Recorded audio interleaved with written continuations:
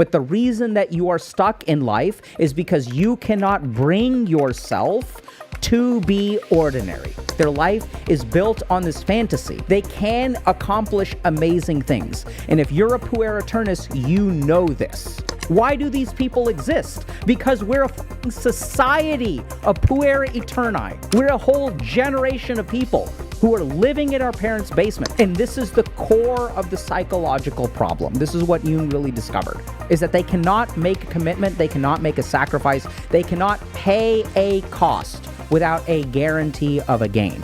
And if you cannot do that, you will never move forward in life. Today, we are going to do a lecture on an incredibly fascinating concept called Puer Aeternus. Okay, so this was something that Carl Jung originally developed. And Puer means boy, like a male child, or puella. So I know that I looked at the title of the stream today and it was like, why some men never grow up. So it actually is a lecture about men and women. But the concept is it's like colloquially known as Puer Aeternus, but it can be Puella Aeternus too. Puella means girl, like a female child, and Aeternus means eternal. So over 100 years ago, Carl Jung described this archetype of someone who remains an eternal child. And in my work as a clinician and psychiatrist, my route to this has been kind of interesting, and I just want to share that with y'all. So I started out when I was training in residency. So these are people with a lot of potential, do pretty well in middle school, high school. Something happens around the time that they go to university. Maybe they get a job, maybe they don't get a job. And so they sort of have this trajectory in life that just kind of fails to launch in the way that they should. And then I sort of had this amazing mentor who, one time in supervision was kind of telling me she's the one that shared the statement with me that gifted kids are special needs kids. And I kind of got interested in that. I was one of these kids that was gifted growing up. And then I really struggled a lot in my 20s and then kind of got my shit together in my 30s. So I kind of started working with failure to launch people. Then I sort of got into gifted kids. And then once I started streaming on Twitch, and actually before I started streaming on Twitch, I started working with a lot of gamers, right? So these were people who had a lot of potential, had a lot of IQ, but for some reason they failed to launch, were gifted, whatever. And so even to this day, our most successful upload on our YouTube channel is about how gifted kids are special needs. I've messaged my mentor 15 times over the last few years and asked her hey, do you want credit for this? Because this is your idea and you taught me this. And she's like, no, you don't have to ever mention my name or anything like that. She's just she's happy to, not be credited. And then something interesting happened. I stumbled into Jungian psychology. Jung described this concept of Puer Aeternus, which is the eternal child.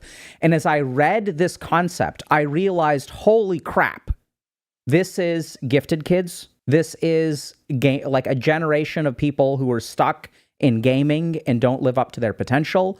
This is failure to launch. So he sort of described this concept. And the reason that I'm talking about it as Puer Aeternus, using Jung's architecture, is because Jung did something that I had never seen anyone do before, which is he got to the root of all of these problems. The fundamental psychological block that prevents certain types of people from becoming what they should be. And so I think Jung was really good at describing this internal psychological process. And then one of his colleagues, Marie-Louise von Franz, I don't know how to pronounce that, wrote a whole book about it. We're going to be showing y'all passages of the book. And it's eerie. When I was reading her book, it was eerie. This book was written I think over 100 years ago, but how it perfectly describes all of these things. And the other thing that is really fascinating is that this archetype of someone who stays stuck in adolescence, right, never grows up, is made so much worse because their psychological vulnerabilities are being predated. Like technology is the critical hit for this psychological vulnerability. So I think there's a reason why we're seeing a developmental stunting. And I think Jung is the best at sort of capturing what's at the essence of that, right? So if we look at why gifted kids are special needs, there's like 1,000 reasons. Failure to launch has 1,000 reasons. We have all these like papers on psychology and neuroscience and this part of your brain, dopamine this and frontal executive dysfunction that, and all this like shit. Like there's like a million reasons, right? But Jung is like, no, this is it. And that's what I want to share with you all today. So the first thing that we're going to do is describe the characteristics of the Puer Aeternus.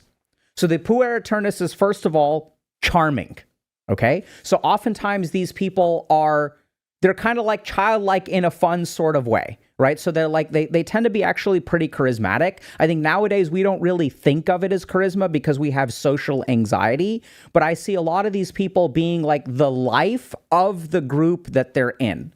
They tend to be the funny person in class. They tend to be like, really like friendly on Discord. They tend to be like, they don't necessarily play bards, but like I imagine they're kind of playing bards at a D&D table. So they're actually like quite charming and charismatic. The other thing is that they're incredibly intelligent, quick-witted, kind of likable, right? So when people meet them for the first time, assuming the social anxiety gets out of the way, oftentimes people are initially impressed by the Puer Aeternus. They're like, wow, like this person's really solid, like they're really great. And so the other characteristic of a Puer Aeternus, which we've kind of already talked about, is that they have a lot of potential. So when people meet them, they're like, wow, this kid is so smart. This kid is kind of going places.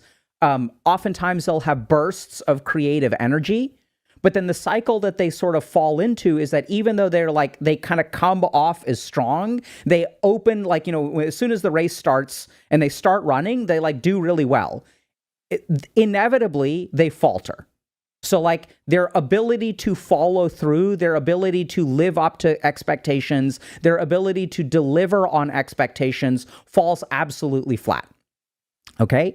Hey y'all, if all this Puer Aeternus stuff is resonating with you, definitely check out our resources page. This is a new thing that we're doing for really important topics. We're trying to build additional resources that are all free, things like additional info, additional videos, kind of like a track of what to do next. So check out the link in the description below. And so this is what the Puer Aeternus is, and I want to share with y'all what this kind of looks like. So they generally do not like sports, which require patience and long training. For the Puer Aeternus, in the negative sense of the word, is usually very impatient by disposition, so that such sports do not appeal to them. Okay, so here's another feature, right? They do not like conventional situations. They ask deep questions and go straight for truth. So on the contrary, he lives in a continual sleepy haze, and that too is a typical adolescent characteristic. The sleepy, undisciplined, long-legged youth who merely hangs around, his mind wandering indiscriminately, so that sometimes one feels inclined to pour a bucket of cold water over his head. The sleepy daze is only an outer aspect. However, if you can penetrate it, you will find a lively fantasy life is being cherished within. So this is what happens when you meet a Puer, okay? So they're like, first of all, they hate small talk. They're all about big ideas. They're all about grand things, right? So like, I want to be big. I want to think deep. I want to understand quantum mechanics. Like, I don't want to do this conventional life stuff. They tend to actually come across as brilliant or impressive when you first meet them, but they evoke a reaction in other people and oftentimes in themselves of like wanting to pour a bucket over your head. You get frustrated with them so easily, right? Because they're big talkers, but they just don't show up in the way that, you actually need to live up to things in life. So how does someone kind of get in this situation? And this is where I want to talk for a second about this cherished fantasy life. So the basic problem with a Puer Aeternus is they have big dreams, right? They have big ideas. They're incredibly intelligent. They've got large goals. But anytime they start to exist in life or try to live life, they are inevitably severely disappointed. So anytime they imagine an experience, like the experience is great, but the reality of the experience is like drab and disappointing in comparison.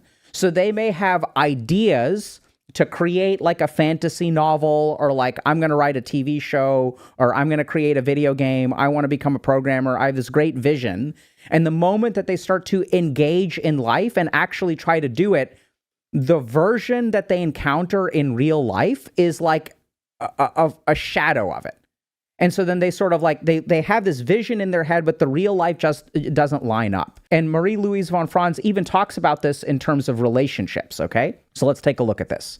There is another typical form of this same disturbance. In this case, the image of the mother, the image of the perfect woman who will give everything to a man and who is without any shortcomings, is sought in every woman. He is looking for a mother goddess, so that each time he is fascinated by a woman, he has later to discover that she is an ordinary human being. Once he has been intimate with her, the whole fascination vanishes, and he turns away disappointed, only to project the image anew onto one woman after another. Okay? So this is another kind of feature of this, I think, not another. This encapsulates like the existence of a Puer Aeternus. They have sort of this idea of like a perfect version of things, right? They don't actually have a whole lot of experience, but they're caught up with like, okay, like this is in my mind, there's like a perfect woman out there for me. And the moment that they start to engage with reality, reality is inevitably disappointing. And so oftentimes what happens is like, and this happens in relationships. I think nowadays we see like other kind of permutations of this. So I think like pornography and incelism is also connected to Puer Aeternus. So if you look at a lot of like incel forums or like red pill forums or things like that, they have this like vision of the perfect woman, someone who's hot, someone who's subservient, someone who's there for me, like not a real human being. They have a fantasy archetype of something. And then as they go looking for that fantasy archetype, they fail to find it over and over and over again. And so here's what the cycle of Puer Aeternus actually looks like. Okay? So this is where like, people are saying they put women on a pedestal. I think so this is why I kind of bring it up. I actually think that is not correct. This is exactly what I think is important. So it is not that they put women on a pedestal. They put life on a pedestal. This is not just about women. This is, I think, the mistake, and this is where I think why we sort of fail to fix this problem, because it's about way more than women. They put life on a pedestal. So this is what the cycle kind of looks like, okay? So I'm a person, and I have a vision of life. And then what happens is I engage in life. And then inevitably, it's boring, grueling, disappointing, okay?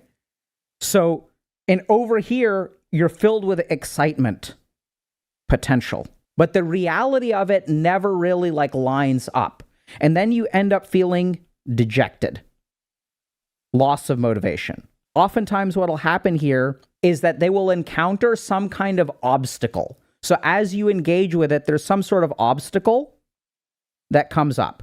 And so like you can work really hard, but like then something comes up. If a man pulls out of this youthful neurosis, then it is through work. There are, however, some misunderstandings in this connection. For the Puer Aeternus can work, as can all primitives or people with a weak ego complex, when fascinated or in a state of great enthusiasm. Then he can work 24 hours at a stretch or even longer until he breaks down. But what he cannot do is to work on a dreary, rainy morning when work is boring and one has to kick oneself into it. That is the one thing that Puer Aeternus cannot manage and will use any kind of excuse to avoid. So they're capable of brilliance. They're capable of hard work. They're capable of sweat and toil. But the moment that things become difficult, or, and this is what's really interesting, the moment that things become boring, the moment that things become drab, then they lose their ability to work. And here's the other really wild thing. They can even do incredible things, okay? They generally do not like sports which require patience and long training. For the Puer Aeternus, in the negative sense of the word, is usually a very impatient disposition, so that such sports do not appeal to them. I know a young man, a classical example of Puer Aeternus, who did a tremendous amount of mountaineering, but so much hated carrying a rucksack that he preferred to train himself even to sleep in the rain or snow, or wrap himself up in a silk raincoat, and with a kind of yoga breathing was able to sleep out of doors. He also trained himself to go practically without food, simply in order to not have to carry any weight. In a way, he led a very heroic existence just in order to not be bound to go to a hut or carry a rucksack. The one thing he absolutely refuses is responsibility for anything, or to carry the weight of a situation. So this is what happens in a Puer Aeternus. They're even capable of heroism, but what they can't do is ordinary. They can be magnificent, and even their ego thrives on the idea of fucking normies. When they go hiking and mountaineering, they have to carry rucksacks, pack their food, pitch a tent.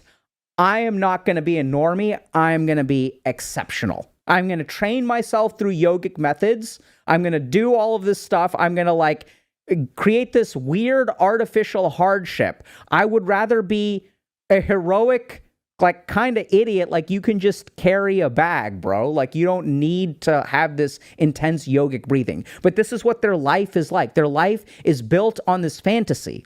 And this is what's really confusing about it, is that they can absolutely work incredibly hard. They can accomplish amazing things. And if you're a Puer Aeternus, you know this, right? That's where everyone sees the potential coming from. You know that you've done things that ordinary human beings cannot do. But the reason that you are stuck in life is because you cannot bring yourself to be ordinary. The only option that you've got is extraordinary. Make sense? What a Puer Aeternus fears more than anything else is the loss of potential. So I kind of think about Puer Aeternus as, so this is kind of, right? So there's so much potential, right? You're a gifted kid. You can accomplish anything that you want. You have this weird heroism within you, where if you can find the right circumstances, then you can become this demigod tier being. You can become something like an Elon Musk, right? Because you're just as smart as them. You can become a billionaire, and in the right circumstances, if you can bring yourself to your heroism, you can accomplish great things. But the problem is that anytime you try to engage in life, you don't engage in this fantasy. It doesn't turn out to be the dream that you had. It's this drab existence. And what really holds Puer Aeterni back is actually this loss of potential. So I sort of think about Puer Aeterni as a pluripotent stem cell. So this stem cell can be anything. It can be a neuron, it can be a cardiac muscle, it can be an astrocyte, it can be a liver cell, it can be a beta cell in the pancreas, it can be anything. The problem for Puer Aeternus is once you make a choice to differentiate, you lose the potential of everything else. So the moment that you make a commitment, this is the problem. Making a commitment means sacrificing all of the potential. And this is something they cannot do, right? So there's all kinds of language that I will hear about this. Oh, what should I major in? But if I major in this, if I date this person, if I major in this, then what if it's the wrong choice? What if it doesn't work out? What if I don't like it? And they're so paralyzed by being trapped in the drab existence of reality, right? Oh my God, if I have to debase myself to become a pleb and make small talk in a water cooler, in a cubicle as a sheeple, I cannot tolerate that at all. So they're pathologically unable to make a commitment or make a sacrifice. And so what they end up doing is swimming around in a state of pluripotent stem cell, never making a commitment because they're terrified of closing off the doors of life. They're terrified of losing options and being trapped. That is what they fear more than anything else. And if you are pathologically afraid of being trapped, you can never make a choice. So they sort of end up swimming around in this partial life, which I think this is a great example of this, okay? So, which H.G. Baines described as the provisional life. That is the strange attitude and feeling that one is not yet in real life. For the time being, one is doing this or that, but whether it is a woman or a job, it is not yet what is really wanted. And there's always the fantasy that sometime in the future, the real thing will come about. The one thing dreaded throughout by such a type of man is to be bound to anything whatever. There is a terrific fear of being the singular human being that one is. There is always the fear of being caught in a situation from which it is impossible to slip out. Okay? Make sense? So what ends up happening is the Puer Aeternus ends up living something called a marginal life. It is not a real life. It is not a full life. It's like in the pre-gate area, I'm not going to board a plane, right? So like imagine you're sitting in an airport. There's 100 gates that planes are sitting there that are going to 100 destinations. But the problem for the Puer Aeternus is the moment that I get on one plane, I'm flying to another destination, and that means that the other 99 possibilities are taken away from me. So they end up swimming around in the boarding area and never really committing to anything, never really accomplishing anything. And so they stay in this like transitional zone for a long time. What this practically looks like is they will have these bursts of interest and activity. Remember, they can work for 24 hours at a stretch. I'm going to become an entrepreneur. I'm going to make a video game. I'm going to write a TV show. I'm going to make a book. I'm going to do all these things. I'm going to learn the piano. And so they sort of have all of this like vim and vigor for a thing. But then inevitably what happens is they have some kind of obstacle. Something gets in the way, and then they tend to give up. They leave it alone. They go back to their fantasy world, which include things like video games, social media, pornography, whatever. And then their desire to do something great happens again. And then they pick up their next project. So what they end up living is like, 10 steps down a 100-step road, like in 15 different directions. So they have all of these like half-finished projects, things like that, and they can never like come to fruition on any given thing. And this is what a marginal life is. They end up sort of existing and continuing to exist with a lot of potential without ever actually sort of creating any kind of actualization. And I love this phrase. So, sometimes the way that psychoanalysts will describe this is something called a failure to constellate. So what does that mean? So a constellation is a collection of stars that forms a picture, right? So you've got like this star, this star, this star, and then we tie things together, and then we end up with something that is greater than the individual stars. But with a Puer Aeternus, they never form a picture of their life. They never actually like create a synthesized life that carries value. It's just one random star over here, one random star over here, one random star over here, and it never like turns into a real, full lived life. It becomes a marginal life, or it stays a marginal life. Okay? Now, there are a couple of other things that we need to talk about. So, what do Puer Aeterni really, really, really hate? So, here's what the cycle of a Puer Aeternus looks like, okay? So, first thing is they have a fantasy life. They have a failure to commit. And the reason they have a failure to commit is because this cuts off possibilities, right? The problem with making a decision in life is that you lose the opportunity to make other decisions. And so then what happens is they're kind of in this like perpetual loading zone. But life is moving along. And so since they can't commit to anything, this is what's really scary. This is what's really unfortunate in life. Even if you don't make commitments, life will show up at your doorstep and force you to choose. So then they are forced into a choice. So they get some job, right? Like you got to pay your bills somehow. So they kind of get like reluctantly thrust through a particular door. But that's not a career, right? They're not making a choice that I'm going to be this, do this for the rest of my life. In fact, they hate their job. Their job is beneath them, but they're forced into a choice. Then what they do is they half-ass it. Right? Because it's not this fantasy that like they're like I'm meant for more than like stacking boxes. This does not take advantage of my brilliance. So they end up kind of half-assing it. So as they half-ass it, the next thing that happens is it is clearly less than their fantasy, right? It's like, this is like not the greatness that I lived for. And since it's less than their fantasy, they start to long for their fantasy, right? So I end up being what I hate more than anything else, which is an ordinary human being. But in my mind, I have great, great, great dreams. So the more ordinary my life is, the more that I hate it. I'm certainly not going to commit to an ordinary life. That's a terrible idea. I'm going to long for a fantasy. And so since I'm longing for fantasy, but I don't know, I can't like pick one, right? I can't go all in for something. There's no actual like initiation of activity, right? And this sort of creates something like procrastination. They're not going to quit their job and actually move to Hollywood.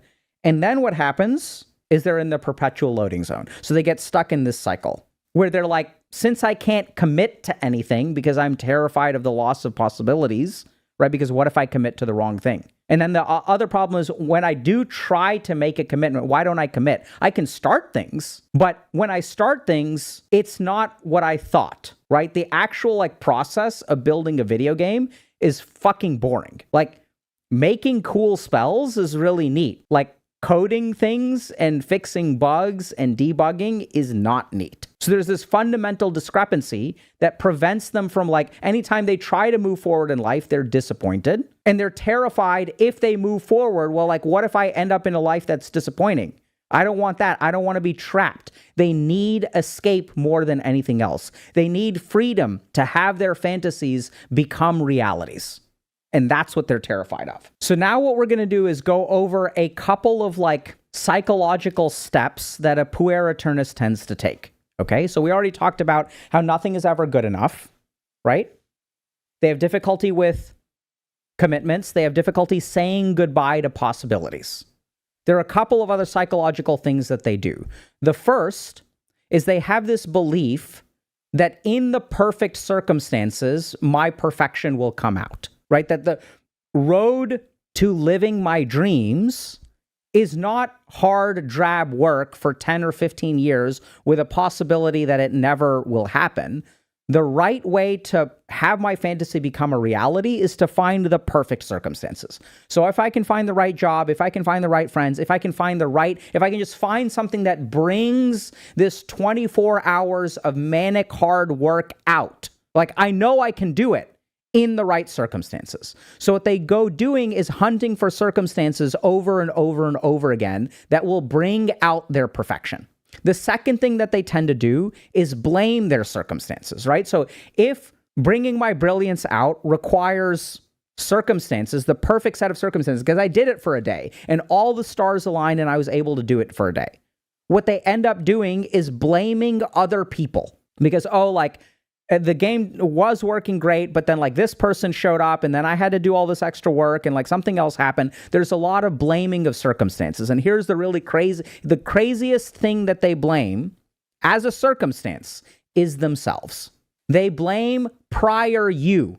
So this is what's really important. We may think that this is taking responsibility. It's not taking responsibility. Because if you took responsibility for your past mistakes, you would change now. You would actually correct them. But they don't correct their mistakes. What they do is blame prior them as a circumstance. Oh, if I had made the right choice back then, I wouldn't be in this situation. But that doesn't mean they make the right choice today, right? So this is what's really interesting is like there's this weird self-blame without responsibility. So they blame prior them for creating the shitty life that I have today. Or they'll do things like, I don't know if this kind of makes sense, but like, they'll say like, oh, I never learned how my parents didn't teach me this.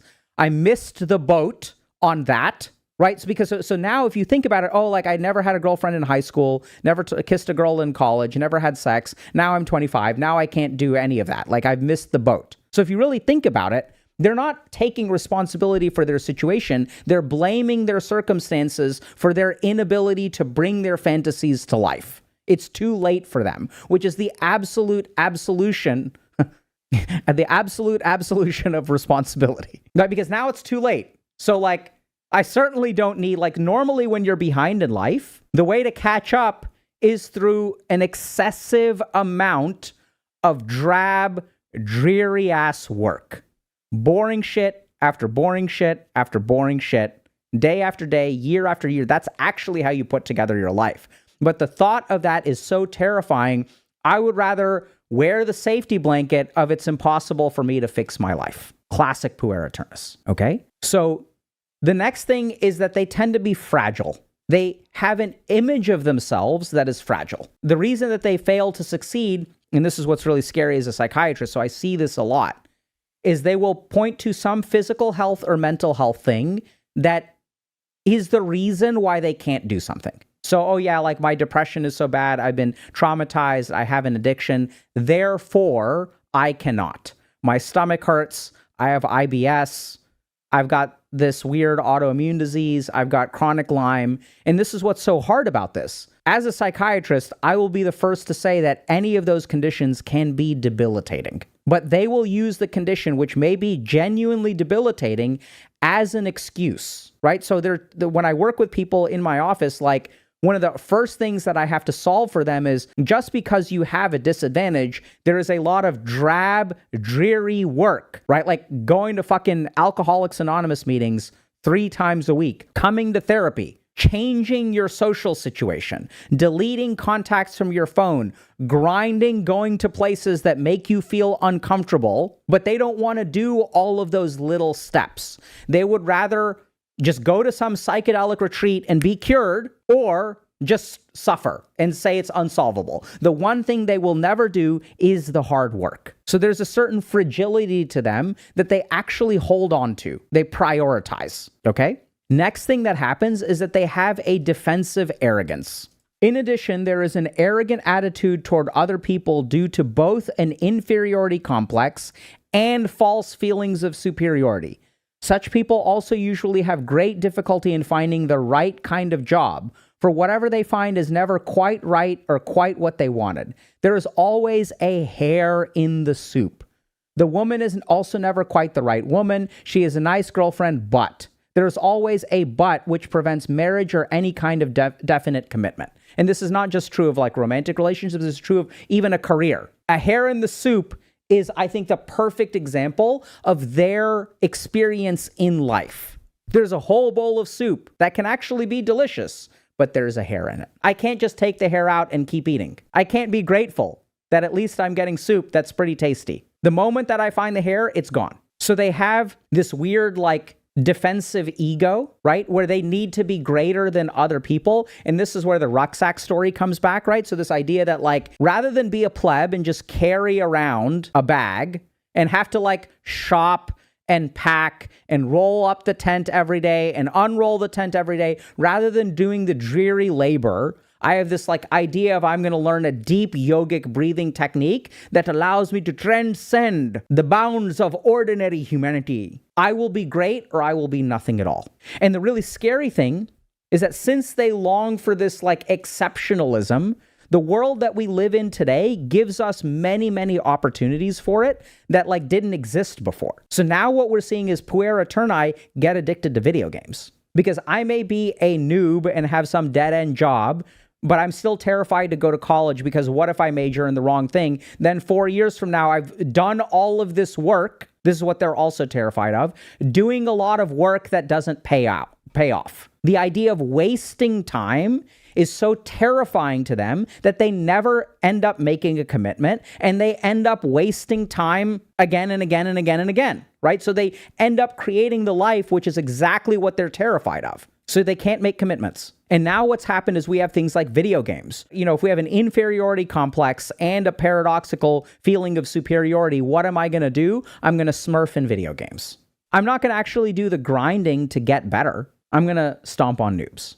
Or they will do the grinding to get better, right? I'll play this game over and over and over again and feel myself be exceptional, but I'm not going to fucking write a paper about theology in the 15th century.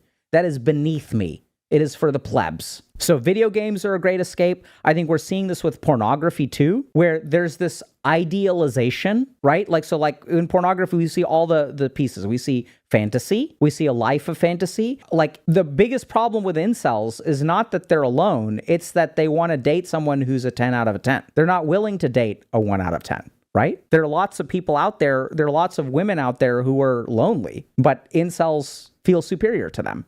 even though they're alone. So there's this weird, like, paradoxical kind of thing where, like, I feel superior to people even though I'm below them. And that's what we know, is that narcissism is rooted in insecurity. So we're seeing that, like, technology is really activating and allowing the Puer Aeternus complex to really propagate. And we have a whole generation of Puer Aeterni. So now the question becomes, okay, if you're trapped in this cycle, how do you fix it? So let's talk about this. Jung spoke of one cure, work. And having said that, he has hesitated for just a minute and thought, is it really as simple as that? Is that just the one cure? Can I put it that way? But work is the one disagreeable word which no Puer Aeternus likes to hear. So how do you fix this problem? There's one central thing that prevents a Puer Aeternus from actually paradoxically living up to their potential. And that is that they are unable to make sacrifices. They are unable to make commitments, right? So the whole problem of being a pluripotent stem cell is the moment that I choose to major in something, something may not work out.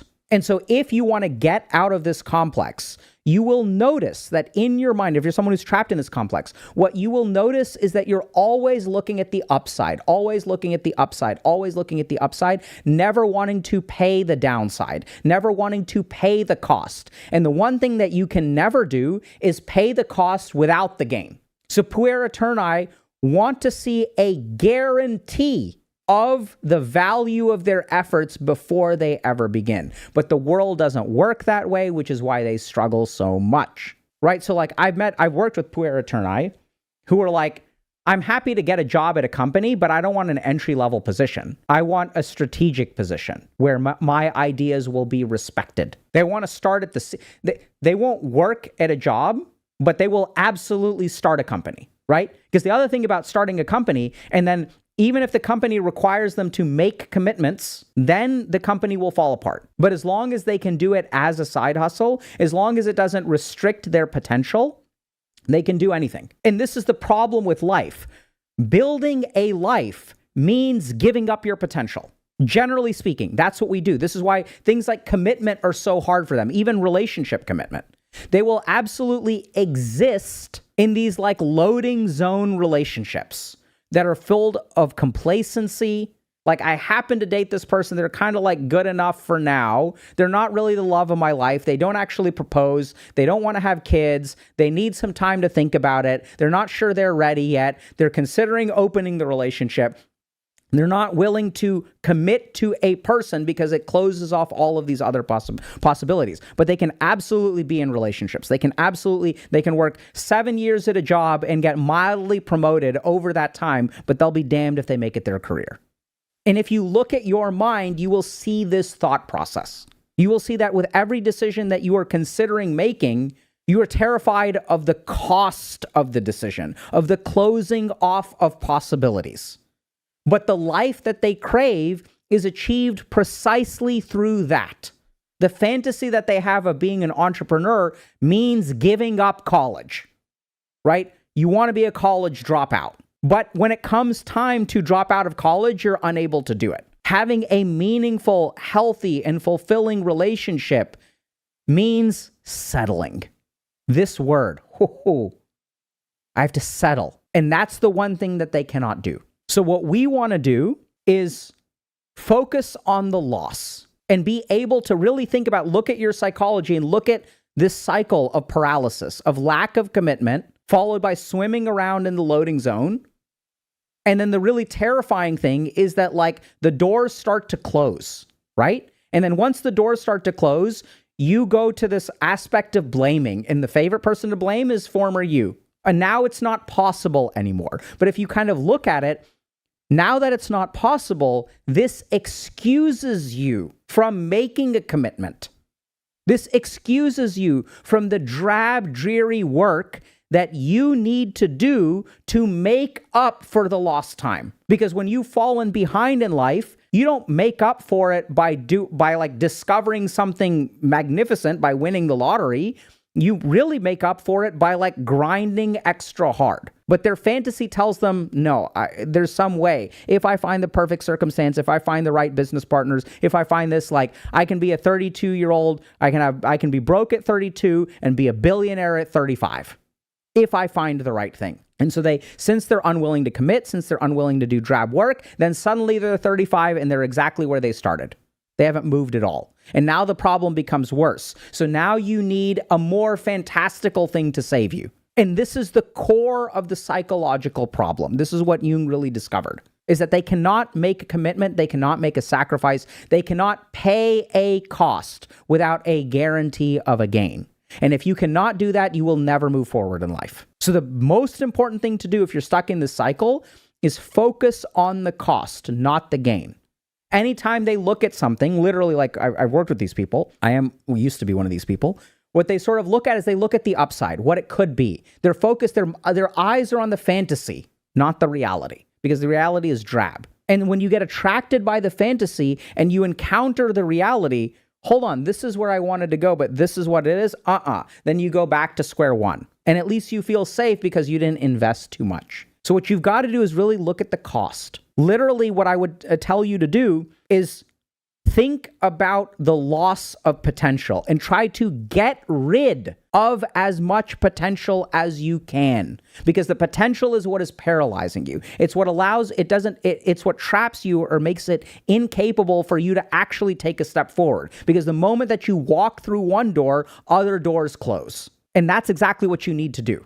Start sacrificing your potential in chunks. The second thing that's really important for Puer Aeterni is to recognize that the real work is internal, that the struggles that you need to fight are internal, right? So growth is not about like getting promoted. It is about being able to grind. And this is where, once again, that hero complex, this is why I mentioned the hero complex, because the hero complex can come in and hijack this. So you'll be attracted to some heroic versions of growth. We see this with like the biohacking community where it's like, I don't want to just like eat generally healthy and exercise. I need to optimize. I need to biohack. I need to get more with less, right? I don't want to do what normal people do. I want to figure out a really, really specific protocol that uses the latest in modern science to create a very special kind of health. But just eating oatmeal, beans, brown rice, veggies, lean protein, like you can just eat fucking drab food that is healthy and exercise a moderate amount and do some yoga, and that will get you 95% of the way to maximal health. There's like pretty overwhelming scientific evidence of that. If you need a supplement for fish oil or vitamin D because we spend the whole time indoors, like sure, some of that stuff is good. But we have these gigantic meta-analyses that basically say healthy diet, moderate exercise, healthy socialization, fish oil, vitamin D, and you're basically golden. That gets you 95% of the way there. Like we know this. It's been figured out. And everyone is enamored that there is something great, something magnificent, something fantastical. That if I cook things in the right way, if I arrange things in the right way, I will be able to be superhuman. Because I just don't want to be a pleb. The other thing that Puer Aeterni are really focused on, so on the one hand, they're concerned about the loss of potential. And on the other hand, they are very, very, very stingy with paying costs, right? So like they can't afford to spend their time, their energy, their money. They're some of the most frugal people on the planet, right? And so you need to, first of all, think about closing off potential, because that's what life is. Your potential doors are closing. You have to make a choice, or you don't have to make a choice. You can continue swimming around in the loading zone. And when you make that choice, you are right. You will be trapped. You will be trapped by that choice. It'll absolutely trap you. It will be drab. It will be dreary. You will be trapped. You will pay a high price and you won't have anything to show for it. That's how you break out. That's the core of the complex. If you can shift this one thing, you will break free of it. And the big irony is that once you break free of it, then you open the door to constellating your life. You open your door to no longer living a marginal existence. You open the door to actually building something that you can be proud of, instead of having a heroic fantasy that is like still bypassing all of the drab, normal, plebby kind of stuff. Okay? Oftentimes they struggle with small things too. So I'd say on a last practical note is focus on small things. And this is why I think that Jordan Peterson, I think, really likes Carl Jung, and he talks about cleaning your room. And I think that's a really good thing. So oftentimes your life is built not out of like fantastical 24-hour spurts of movement, but in like really practical small things that are done day in and day out, which feel drab. So you should try to make your life as drab, dreary, and trapped as possible with lopping off sections of potential. And if you do this, you will no longer be a Puer Aeternus. You will literally grow the fuck up. And what does it mean to be an adult? An adult means fucking doing the laundry, doing the dishes, emptying the dishwasher, doing the dishes again. That's what my life is. Like literally, right? So people can look at someone like Dr. K and they can think, oh my God, like his life is great. And my life is great, don't get me wrong. But the way that it got here, even I was doing dishes from 10 to 10:45 yesterday because my kids are at home and they like make a mess. And then they live fucking parenting. It's like not exciting. It's not fun. But that's what life is. So let's open it up to questions. Jesus, dude, you are not making a sale right now. Exactly. So I don't know exactly what that person meant, right? But this person's like, you're not selling it to me. You're damn right. That is the problem. Because it has to be it has to fit into this idea of fantasy. What do you want me to tell you? Do you want me to tell you, oh my God, there's a secret technique. There's this one enzyme that you can buy right now for $69.95 that'll alter your dopaminergic circuitry in a novel way. It's this new science kind of thing. And if you understand the science, and if you do this, instead of being a degenerate fucking loser, you can be a billionaire entrepreneur. And it's this new secret thing that will allow you to, without any of the drab, dreary work, will allow you to accomplish all of your dreams. That's what we see on the internet. Why do we have all of these fucking fake fitness, wellness, optimization, podcast, entrepreneur bros? Why do these people exist? Because we're a fucking society of puer aeterni. We're a whole generation of people who are living in our parents' basement. Like literally 50% of people under the age of 30 are still living at home for the first time in humanity. Well, not first time in humanity. Used to be normal for a long time. We're playing video games. We have poor mental health. We're addicted to pornography. And we have all of these people selling us, literally. If you look at like these alpha male people, they literally are selling you. It's just a picture of a dude surrounded by a lot of women in bikinis. And he sells you some course for you to enter the upper echelons of society. You can be everything that you claim to be in your head. All of your fantasies can come true. And what do? How do they sell this shit? They sell this shit by shitting on normal people. They're like, fuck that. I ain't ever gonna work in a UPS. That is beneath me. I ain't ever gonna date a girl who's less than a 9. That's all beta shit.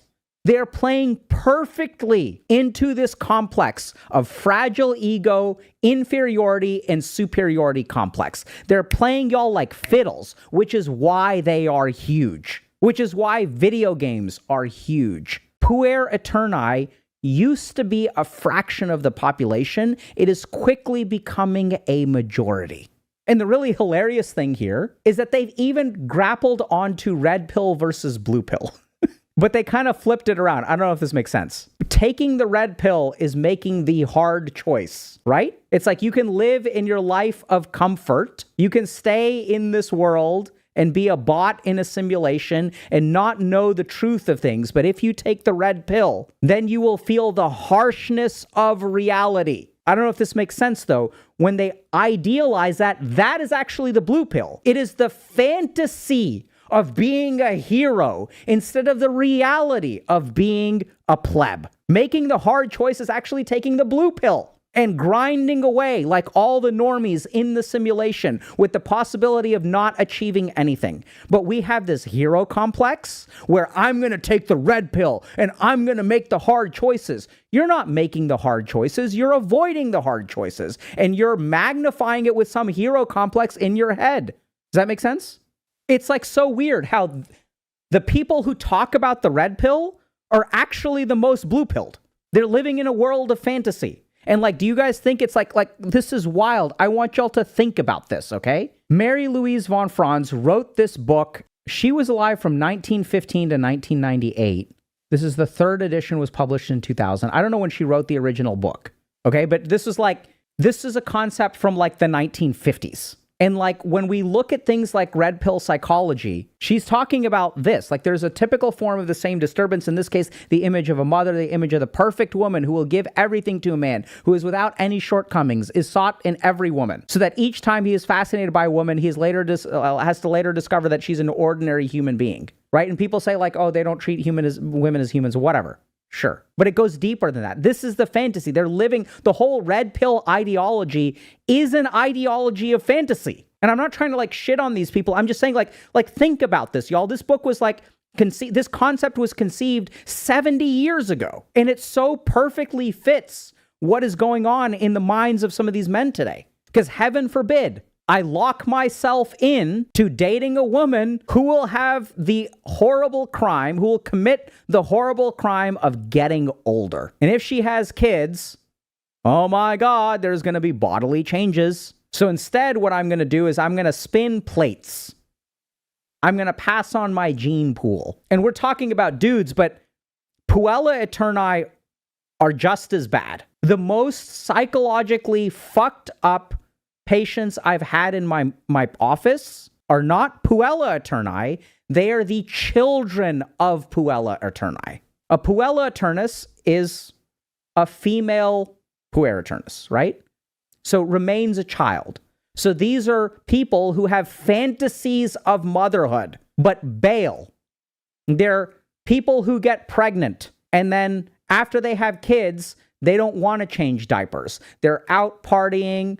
They don't want to wipe up vomit. They're fucking absent mothers. They want to reclaim their youth. They're getting plastic surgery and become influencer moms and use their children. They don't want to do the work of motherhood, but they will absolutely live the fantasy of motherhood. And I'm going to show it to the whole world, and the world will love me for it. I will be this heroine complex. Look at me. I'm a woman who's just trying so hard in the world, and the world is against me, and it's never my fault. And oh my God, like I just can't wipe up shit. But instead, what I'm going to do is coach my 3-year-old for 4 hours to say something really profound. I'll record them, and then I will upload it to the internet. And then everyone will see how much of an awesome mother I am. Moms who didn't do the dishes, didn't cook for their kids, were terrified of the changes, the natural physiological changes that happen in their body once they have kids. And to try to counter those changes, will seek validation from other sources outside of the home and fucking abandon their kids. Puella Aeterni are just as bad. But what I like about this concept of Puer Aeternus and Puella Aeternus is it gives us a specific insight into a specific thing that needs to change. Be willing to be trapped.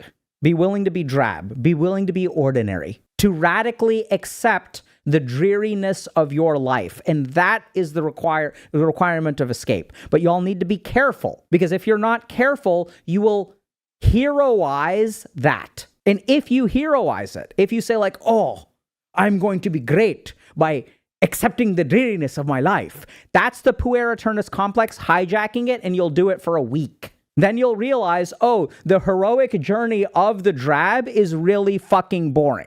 And then you'll just start playing video games and jerking off. Hey y'all, hope you enjoyed today's video. We talk about a bunch of topics like this on the channel, so be sure to subscribe for more. If you're already subscribed, GG, and we'll see you in chat.